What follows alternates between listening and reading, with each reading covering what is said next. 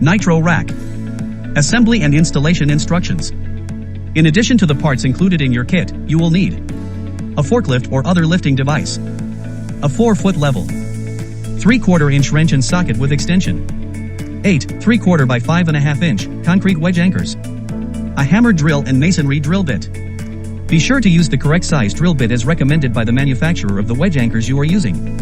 Start by standing up the 2 legs. Lift the top frame and position the legs under the top frame. Install included hardware is shown.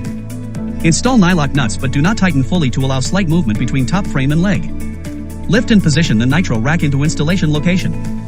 Lower forklift to allow the top frame to be supported by the legs and verify all 4 leg posts are in contact with the top frame. Using a level check and adjust leg foot pad location to align legs plumb to the ground.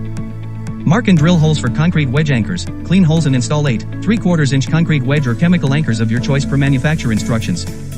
Evenly tighten and torque the 16 bolts connecting the legs to the top frame to 80 foot-pounds of torque.